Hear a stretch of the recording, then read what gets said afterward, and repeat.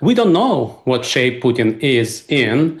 His leadership is stable until it is fragile and falls apart. These regimes are very brittle. Now, we know that there are a lot of unhappy people around him. Some of them are voicing their concerns. Russian public, responding to various polls, is calling for the end of hostilities. Putin in public says, things are fine, I'm winning, let's continue. He recently said, I don't even know what we should do once this war is over, suggesting that he has no agenda besides this war. So in public, he seems to project confidence, and we don't really know how well informed he is, because the situation on the battlefield, and for that matter within Russia, when Ukrainian drones are attacking refineries and retail e-commerce warehouses, situation is not great for Putin, but to the extent that he's not having independent news media, he doesn't listen to Bloomberg, so maybe he's not fully informed. Sergei, I think early in the war, it seemed like the war was not really being felt too acutely by the average Russian on the street. That seems to be changing as the war drags along. Casualty lists grow. Drafts become more and more deeper. And then now we start to see real military incursions into the motherland of Russia. What is the feeling for the person on the street as it relates to this war these days? I think 2026 has made a whole lot of difference. Previously, as you rightly said, there were casualties. Probably we are talking about killed and wounded in the range of 1.3, 1.4, 1.5 million people, which is a huge number, right?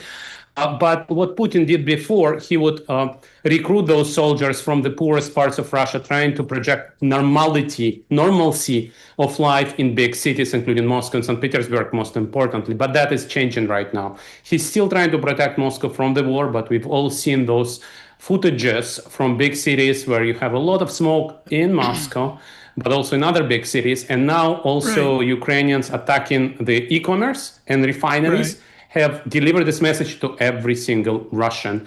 And amount of gasoline produced is now down by a third, which of course results in shortage and higher gasoline prices. So I would think within the zeitgeist of America, we don't understand that different sources, CSIS, a steam think tank, 325,000 Russian military deaths.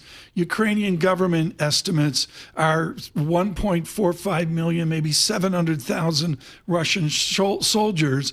Russia, well, there's barely any releases. Do we understand the depeopling of Russia by this war?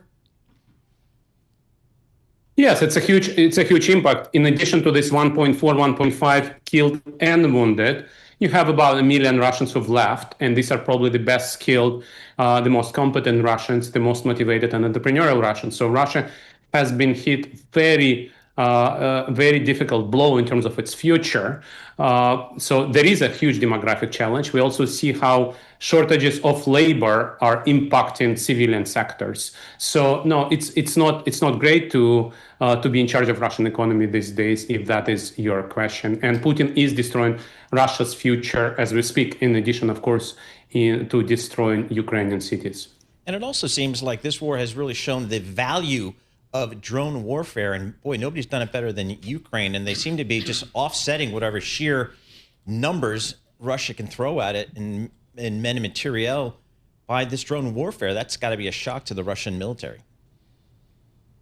It's a shock to every military. Every military commander around the world now is watching this war because it is changing the whole calculus of how we think about wars right now. You're right, Russia before the war was 3 times as big, 4 times as big in terms of manpower. Now Ukrainians have also lost a lot of men to refugee flows. But Ukraine indeed stabilized the front line through using the drone technology and also using drones to attack deep inside of Russia. So it's a huge change in overall calculus how wars are now being fought.